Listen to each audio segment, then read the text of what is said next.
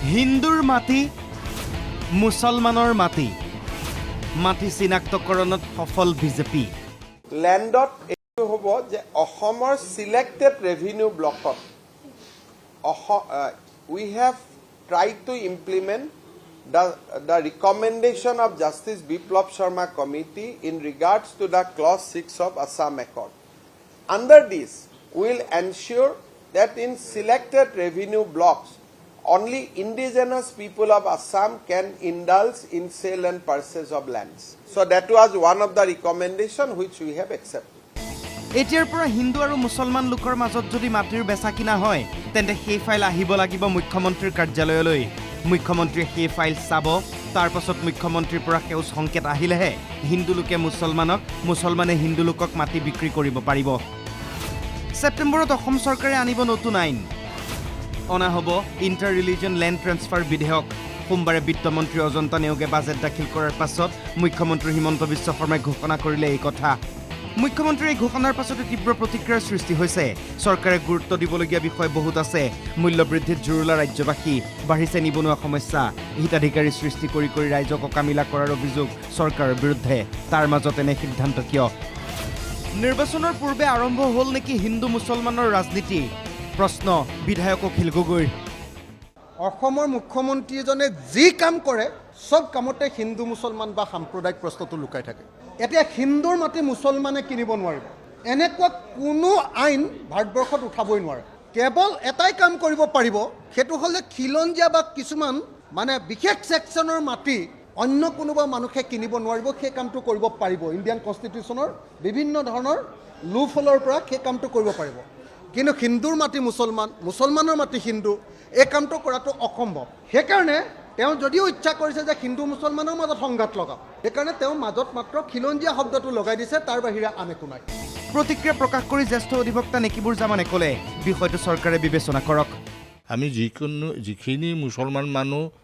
ঐতিহ্য থকা ইতিহাস থকা বুৰঞ্জী থকা এই মানুহখিনি গৰীয়া মৰীয়া দেশী জোলহা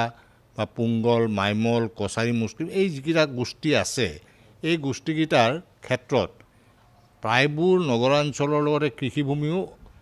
অসমত নগৰাঞ্চলতো শতকৰা 50-ৰ অধিক ভূমি আমাৰ অসমীয়া মুছলমানৰ হাতত আছিল যিবিলাক ইতিমধ্যে বিক্ৰী বাৰ্তা হৈ গৈছে আৰু যিখিনি অৱশিষ্ট আছে সেই মাটিখিনি তাৰ পৰা যদি আৰু মানে হিন্দু মানুহৰ পৰা আমি কিনিব নোৱাৰোঁ তেতিয়াহ'লে হিন্দু মানুহৰ সমস্যাত পৰিব অসমীয়া হিন্দু মানুহখিনি কাৰণ আমাৰ এখনেই সমাজ হিন্দু আৰু মুছলমান বিশেষভাৱে খিলঞ্জীয়া মুছলমানৰ সমাজ এখনেই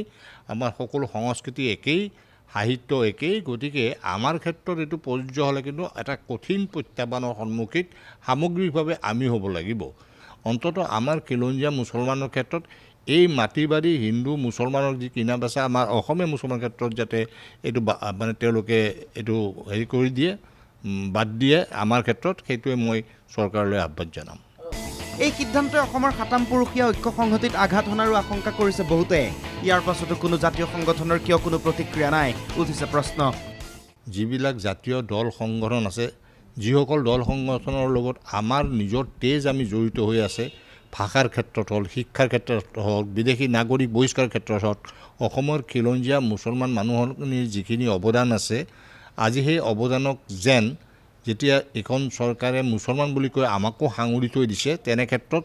জাতীয় দল সংগঠনে জাতীয়তাবাদৰ স্বাৰ্থত আঞ্চলিকতাবাদৰ স্বাৰ্থত আজি অন্তত এই ক্ষেত্ৰত তেওঁলোকৰ এটা গুৰুত্বপূৰ্ণ ভূমিকা লোৱাটো প্ৰতিজন আমি ইছলাম ধৰ্মীয় খিলঞ্জীয়া মুছলমান মানুহে আজি অনুভৱ কৰিছোঁ আমি তেখেতসকলেও আহ্বান জনাইছোঁ এই ক্ষেত্ৰত আমাৰ ক্ষেত্ৰত যাতে খিলঞ্জীয়া অসমীয়া মুছলিমীৰ ক্ষেত্ৰত এটা সুকীয়া দৃষ্টিভংগী চৰকাৰে লয় তাৰ ব্যৱস্থা ল'বৰ কাৰণে বা তেনেধৰণৰ চৰকাৰক বাধ্য কৰাবৰ কাৰণে আমি আঞ্চলিক ৰাজনৈতিক দলে হওক আঞ্চলিক সংগঠন দল সংগঠনক ই যুৱ ছাত্ৰ পৰিষদে হওক ছাত্ৰ সন্থাই হওক সকলোকে মই আহ্বান জনাওঁ প্ৰতিক্ৰিয়া গৰিয়ামূৰীয়া দেশী জাতীয় পৰিষদৰ সভাপতি নুৰুল হকৰো খিলঞ্জীয়া মুছলমানক লৈ এই ধৰণৰ বৈষম্য কিয় খিলঞ্জীয়া মানুহৰ ভূমিৰ অধিকাৰটো খিলঞ্জীয়া মানুহৰ হাতত থাকিব লাগে তাত হিন্দু মুছলমানৰ কথাটো নাহে খিলঞ্জীয়া মানুহৰ হাতত মানে ভূমিৰ অধিকাৰ থাকিব লাগে তাত কোনো হিন্দু মুছলমানৰ কথাটো নাছিল এতিয়াও আমি মুখ্যমন্ত্ৰীলৈকে আহ্বান জনাওঁ যে গৰিয়ামূৰীয়া দেশীসকলক যিহেতু খিলঞ্জীয়াৰ ইয়াৰে ভূমিপুত্ৰ আৰু চৰকাৰখনে নিজেই খিলঞ্জীয়া বুলি চাৰ্টিফিকেট দিছে। গতিকে এই ক্ষেত্ৰত কোনো হিন্দু মুছলমানৰ কথা নাই। ইয়াত অখিলঞ্জীয়াই মাটি কিনিব নোৱাৰা হওক আৰু খিলঞ্জীয়াই মাটি যিয়ে ধৰ্মৰ নহওক খিলঞ্জীয়াই মাটি কিনা বেচা কৰিব পাৰিব বুলি হ'ব লাগে। আৰু সেই কথাকে আমি মুখ্যমন্ত্ৰীক দাবী জনাইছোঁ। গৰিয়ামৰীয়া ডিচিসকলক যাতে এই আওতাত নানে। গৰিয়ামৰীয়া ডিচিসকল নিজৰ ধৰ্মটোতকৈ নিজৰ জাতিটোক বেছি ভাল পায়।